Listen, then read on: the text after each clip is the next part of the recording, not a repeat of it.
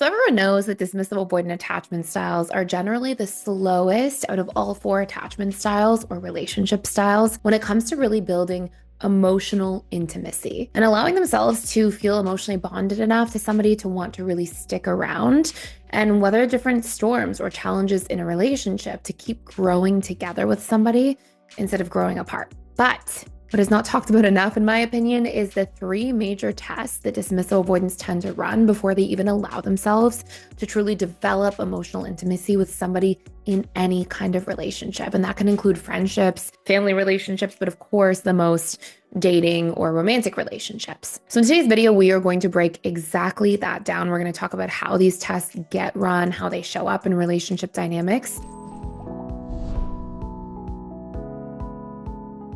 The very first test that a dismissive avoidant tends to run is this test to see if somebody is stable. Okay.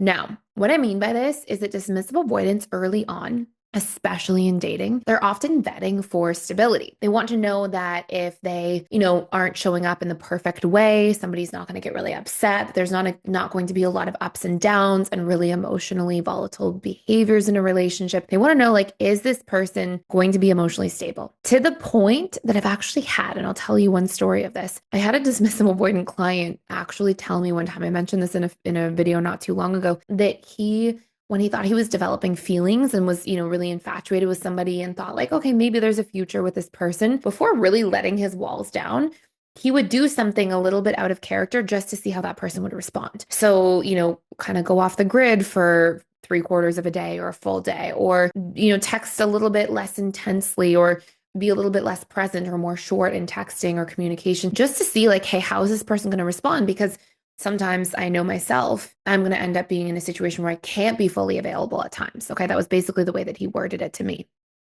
So that's the first test. They want to know, like, is this person going to be stable? And, if things are not completely perfect, is this person going to really, have marked and intense emotions and behaviors the moment that there's an imperfection, because that's going to be too high of expectation for me, essentially. So that's really number one. The second major test that you'll see a dismissive avoidant run is the test for acceptance. Now, what I mean by acceptance is not that somebody has to be okay with every little single thing and they have to just walk on eggshells and they have to pretend like the dismissive avoidant is this perfect golden human being superhero that they can never have any differences from. No, I do not mean that at all. I mean, is this person generally accepting? And accepting doesn't have to be in conflict with communicating needs or having boundaries. So, as an example, somebody can be in a position where they communicate a need, but they have like an attitude of acceptance in terms of how they go about it. The easiest way to do this, and I talk about this a lot on this channel,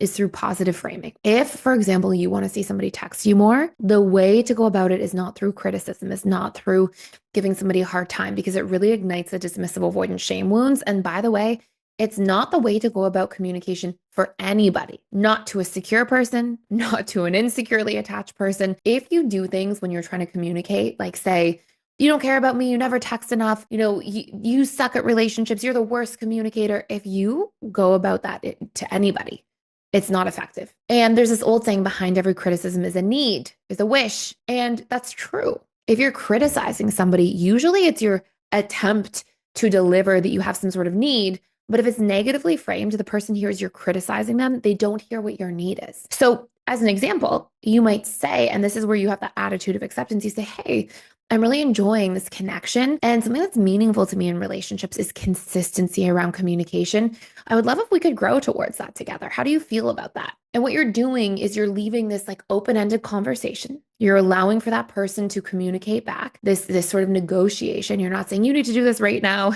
like it's an ultimatum and it's on your time. You're allowing for, co-creation of a relationship by honoring, hey, what do you think? How do you feel? And you're communicating your need in a way that can actually get you heard. It's one of the most meaningful and impactful things to do in relationships as a whole. It's something securely attached people do very well. And I'm going to tell you point number 3 here in a second. But it's a huge test that dismissive avoidants run. And they want to know, like, are you going to give me a hard time or talk behind my back or gossip about me or judge me and shame me?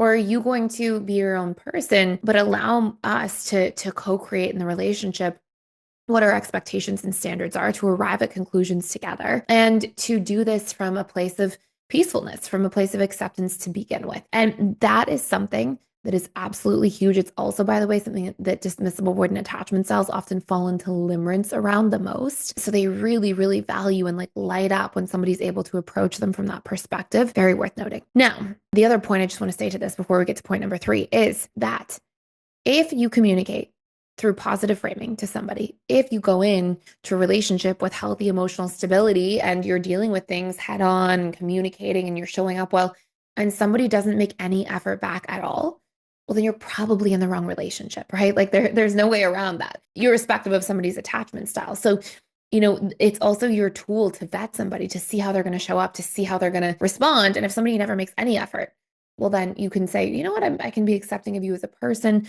I respect and appreciate you want to, show up in this way, but that's maybe a compatibility issue for me. And I often say to people, compatibility or incompatibility really is not differences. It's differences that we can't find workarounds to, we can't find compromises to.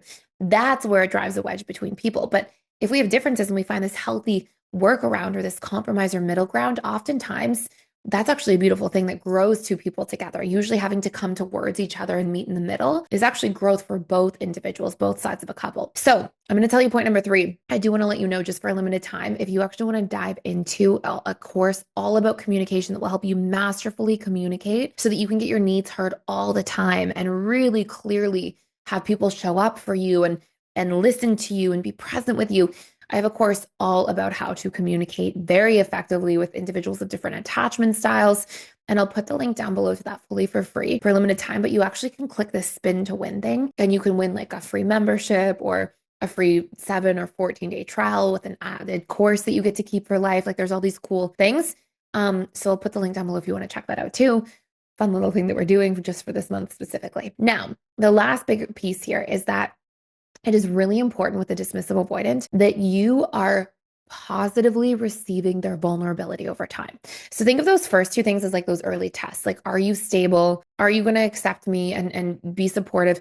And, they start to lower their guard then. And as they lower their guard, they start to be more vulnerable. They share more things. They talk about their inner world more, their feelings. And then they are still testing you to see how you are going to respond. So they're literally looking to see, are you going to respond with kindness? Are you a safe person to be vulnerable with? If I'm vulnerable with you, do you use it against me or do you welcome me with open arms? Are you really, kind and supportive when I'm vulnerable? Do I have a positive experience with you when I'm vulnerable? Are you able to validate my emotions and understand me and see where I'm coming from? And so they're really looking to see, and I think all attachment styles do this in their own way. Some just a little bit, some a lot more, but dismissive avoidants definitely wait to see how you're going to treat vulnerability. And if they see it's green flags, then they'll keep being vulnerable and they will lower their guard. It's a big step of them moving towards becoming securely attached, but they'll just do it way slower than anybody else of a different attachment style. And they will try to see like, how are you responding? And unfortunately, one thing dismissive avoidants definitely need to work on is that usually if they see like a little prick to their vulnerability, it doesn't go the way that they planned or hoped, especially early on. They'll just shut down for so long and so hard that it takes them so long to get back through those first 2 tests to even see, okay, can I start being more vulnerable with you? And so it can be limiting, right? And something important to pay attention to. If they can work on understanding vulnerability doesn't mean there's going to be perfect reception all the time from somebody else's end. People don't always know exactly the perfect and right thing to say. But if there's a general movement towards that, then that is a much healthier expectation to have. And I think it's important to note that all different attachment styles tend to have different expectations around this topic as a whole. So that is it for today. If you want to check out that fun little spin to win activity, you can check out below. If you enjoyed today's video, please subscribe, share it with anybody that you think could be helpful. And let me know in the comments down below different tests that you have seen a dismissive avoidant in your life run, or if you are a dismissive avoidant, which ones that you have run before. I would love to hear from you. And I will see you in tomorrow's video. Thank you for watching.